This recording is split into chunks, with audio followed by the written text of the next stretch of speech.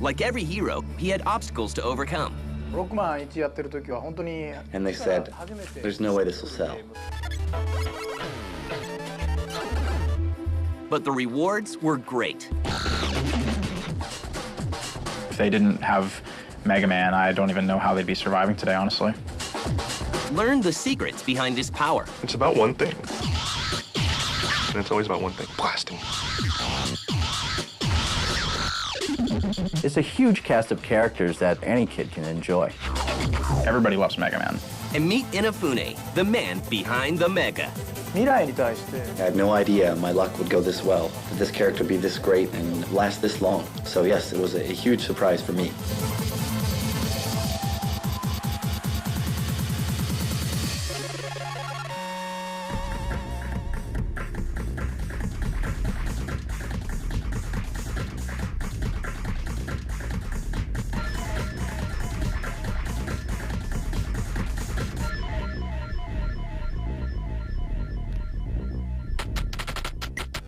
In 1984, a Japanese video game company named Capcom hits its stride in the arcade scene with popular hits including 1942 and Gunsmoke. Their success allows them to expand, and a young artist named Keiji Inafune is hired. I've always liked drawing pictures. From a long time ago, I've always wanted to be an illustrator. Just about at the time that I'd graduated, video gaming companies were becoming very popular, and they had always wanted young, talented artists. And it was a good chance for me to break out, get into a company, and prove myself. So it just happened to be the right timing for me to be an illustrator. Inafune goes to work on Capcom's newest arcade game. The very, very first project I ever did was an arcade game called Street Fighter. Then after that, when we were doing the project, they said, we're working on a new title for the home consumer division, and we'd like you to participate in that. So it was at that time I joined the Mega Man project. And the hunt for the hero turns personal. A lot of the character design for Mega Man is based upon some of the Japanese cartoons that I saw when I was a child. I've always liked the images and the art, and when I was making this game, it was kind of like going back to my roots, going back to my childhood when I designed it. It was very fun to design that character. And that character needs a name. Before it was Rockman, it was originally going to be Mighty Kid, or Knuckle Kid, and this is how we were doing the package. So we decided on Rockman. And in the end, it did become the States Mega Man. Actually, it's not a rock like a stone or a pebble. That was not where the name Rockman comes from. It comes from rock and roll. There's also another character named Roll. When I first designed the character, I had rock and roll in mind. That was the back image I was going off of when I designed a lot of the artwork. For me, Rockman, or Mega Man, has always been a game that's been designed with music in mind. Music's always been a very important part of the series. And just like Mega Man, even his creators show weakness. This is Mega Man 1, all the original bosses that I drew with my own two hands. Yeah. When I look at it now, I think, man, I really wasn't that good, was I? If one of my character designers that work underneath me now were to bring something like that to me, I'd probably take one look and say, no way, this sucks, try again. With the characters and story in place, it's time to rock and roll. Basically, when you think about it, there's not something in the world that is just stronger than everybody else. Almost everything has something it's stronger than and something that it's weaker to. Sort of like in scissors, rock, and paper. Scissors will beat paper, but it loses to the rock. Paper will beat the rock, but it loses to the scissors. So that's how the Mega Man weapons work. And now it's time to introduce the twist. Well, the whole idea behind Mega Man was you defeat one boss, and then you go to the next boss by using the weapon you just gained. They also give players a new kind of freedom. The original Mega Man game was interesting because it was one of the first games that allowed you to choose what level you played first. It was a linear platform game like a lot of other platform games, but you had a lot of freedom up front to choose the path that you wanted to take through the game. With Mega Man, they were giving the player something to look forward to, an element of strategy, which most games back then really didn't have. Once the game is finished, Inafune has to face his own bosses. After we got the game done, we took it over to sales. And we said, look, we got the game done, this is what it's like. And they said, there's no way this will sell. So I was really disappointed, of course. I was like, well, I tried my best, my hardest, really worked hard at it, and it didn't work out. Capcom decides to release the game in Japan in a limited amount. Surprising everyone, the game catches on in Japan. Capcom decides to bring the little robot to America. Before they cross cultures, they make a few changes. And like they say, it's what's on the inside that really counts. It had some of the worst box art in the history of video games.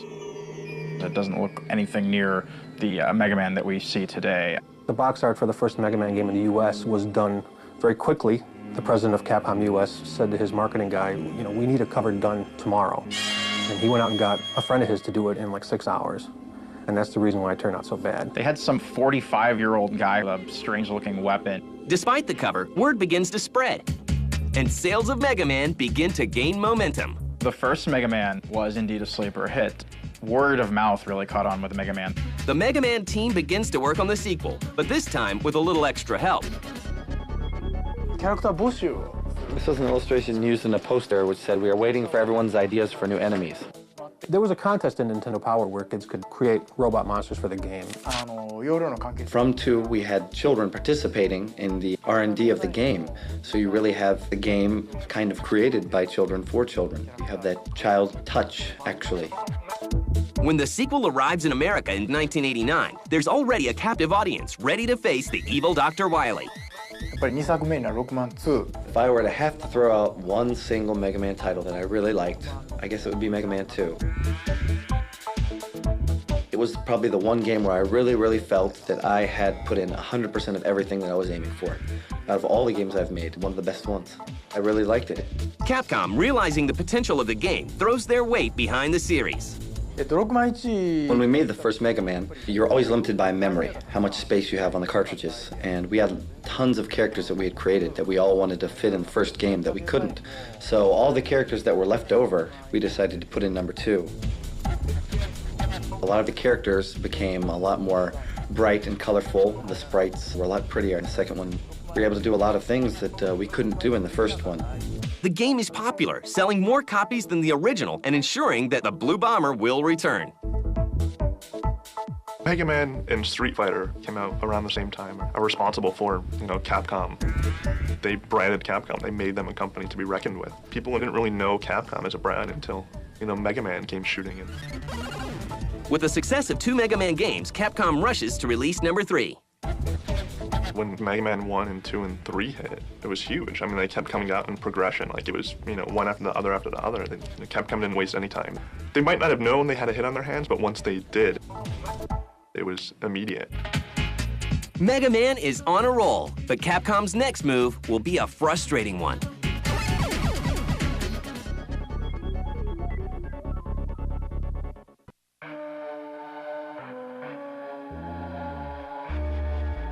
In 1991, Nintendo releases the Super Nintendo, an updated version of their aging console system, with the arrival of better graphics and sound.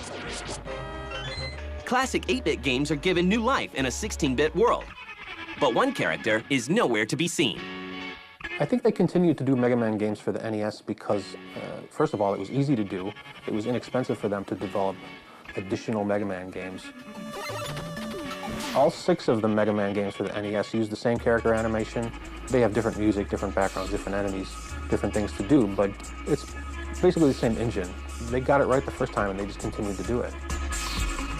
They didn't want to mess with the formula. Capcom's famous for not messing with a good thing, and at the time, Mega Man 2 had done outrageous numbers, and 3 did fairly well, and they figured, why mess with a good thing?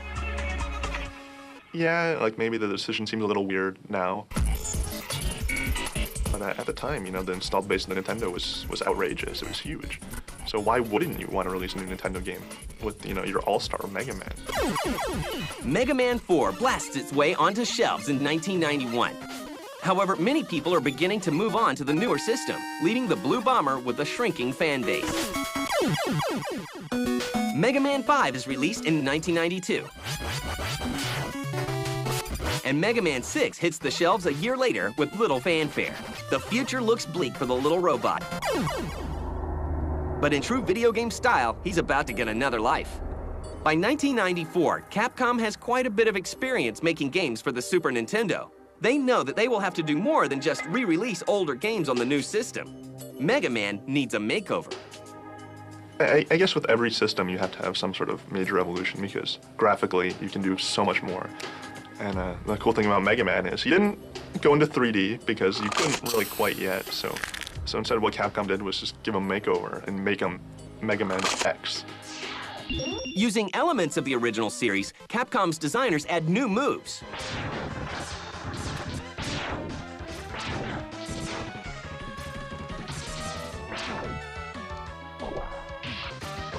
And new characters to give gamers a different experience.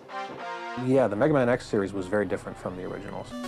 It still had the same type of gameplay.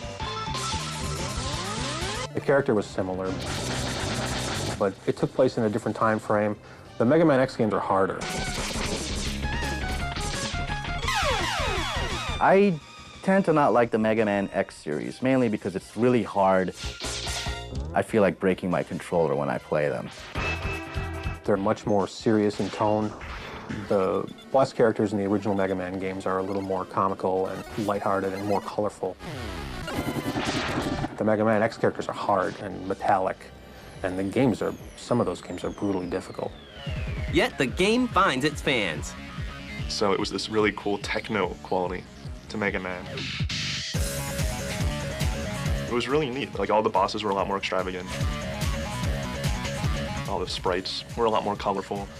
Instead of the basic Flame Man, you had like mantises and peacocks and all these really extravagant creatures and bosses that you really didn't expect in a Mega Man universe. But when they make a flamingo robotic, it's cool for some reason.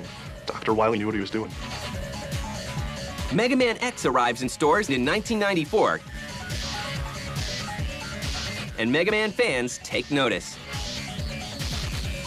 Mega Man's popularity is on the rise, and Capcom releases two games only a few months apart, Mega Man X2 and Mega Man 7.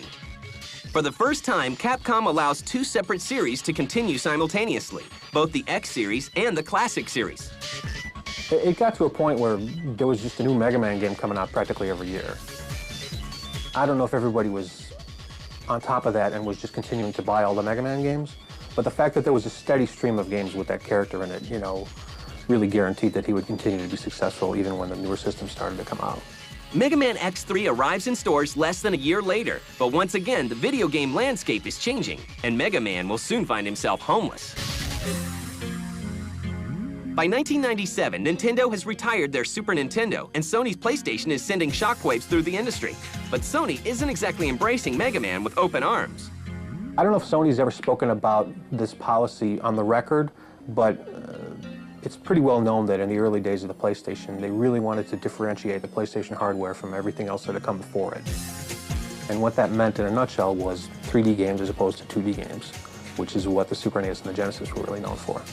Sony does not like 2D games. That is very important to understand from their original standpoint on the PlayStation. It was important for Capcom to continue its formula of what worked, and 2D was what worked for them. So they originally did not want to do much for PlayStation because Sony did not want them to do anything for them. When Capcom approached them with Mega Man for the PlayStation in the US, and Sony shot them down. Capcom still moves ahead, and to mark the 10th anniversary of the Blue Bomber, they decide to release Mega Man 8, an update for the Classic series, for the Sega Saturn. Ready. Fearing the competition, Sony also agrees to release the game. But they have a condition. And Sony insisted that the PlayStation version of Mega Man 8 have something different, special, additional, that the Saturn version didn't have.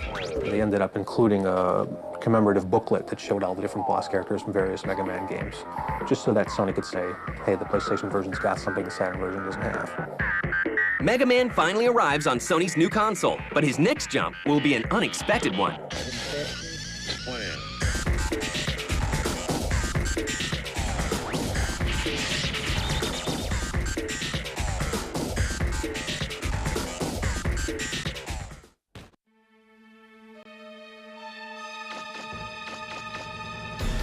In 1998, Capcom follows up Mega Man's arrival on the PlayStation by agreeing to Sony's demand for a new look at the little robot. Wait a second. Where are you going, Mega Man? That's not the right way. But the overhaul will take some work. ロックマンシリーズはもともと 2D の The Mega Man series is originally a 2D game, and trying to transform that 2D game into a 3D world. How would Mega Man look as he's jumping in a 3D world? How would he look as he's firing, running, all in this 3D world? So many different animations and movements you have to think about that aren't considered in 2D because they don't exist. 今までのロックマンと違うのは If I was going to have to say there's one particular trait about the Mega Man Legends series that really stands out, it would have to be that you're on an adventure. I'm okay, Roll. Everything's all right here. 仲がいいんだけど Trying to put Rockman in this new 3D world and have him interact with everything in a believable fashion and still have all the fans think, yes, that is in fact the Mega Man that I'm used to playing as. Trying to keep that image was very difficult. 動き回って楽しい It's a game that utilizes 3D, a really free world where you can go and do anything you really want to. It's not very linear. And with this adventurous world inside the Mega Man Legends series, we figured that there's a lot of different kinds of action, not just destroying an enemy or defeating an enemy.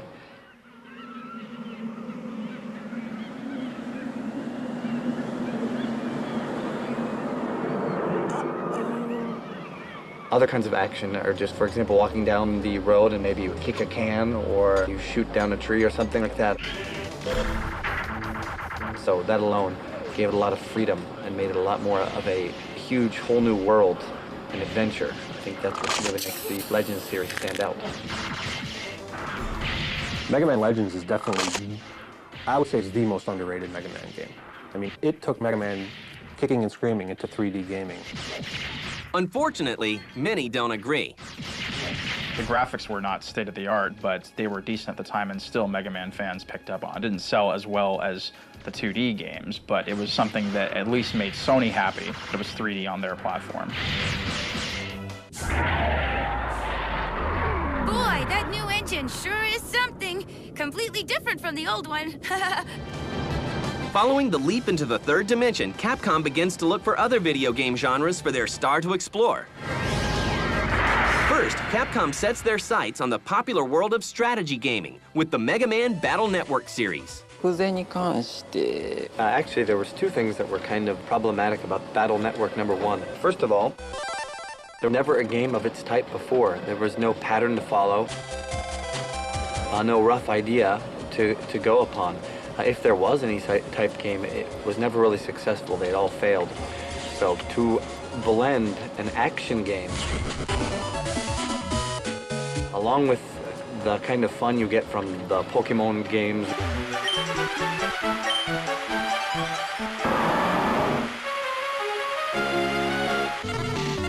or a Yu-Gi-Oh card game or something like that. To blend those two elements together, just the right amount of balance to make the game fun, yet new and fresh, that was very difficult.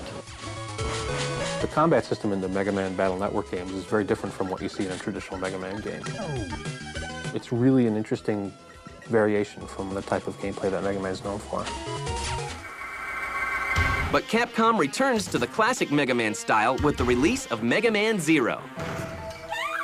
Going back to that style of gameplay, it's a lot easier to understand what you have to do when you go into a game like that cold and you just pick up the controller for the first time. You run to the right and you beat guys up. You shoot, you jump on platforms. People are comfortable with that.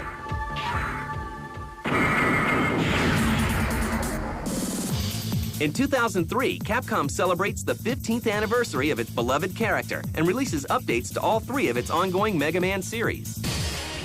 Mega Man X7,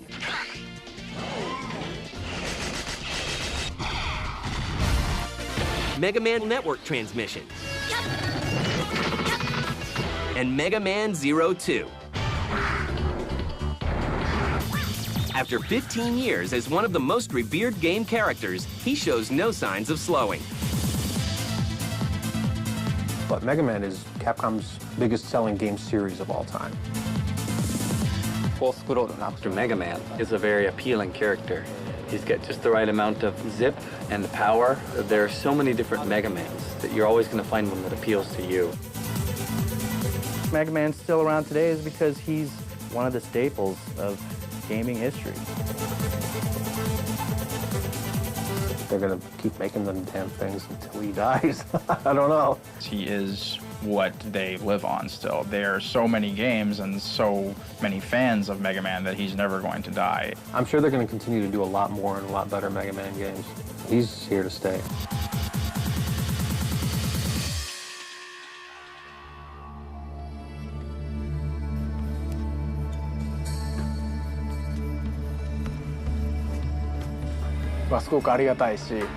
I've been making Mega Man for about 15, 16 years now. That's a long time, but I still haven't had enough of him. He's a great character. I've always loved him, and I want to continue to keep making games with him in it. There's no reason to stop if you've got something good on your hands. As you can see, I have a lot of different sketchbooks here, and this isn't all of them.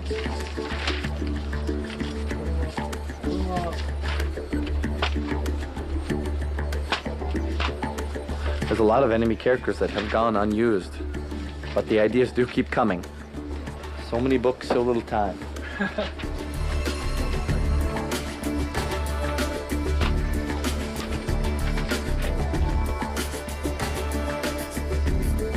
The person who probably taught me the most in the gaming industry about what it's like to make a game would probably have to be the Blue Bomber himself, Mega Man. He really is a large part of my life.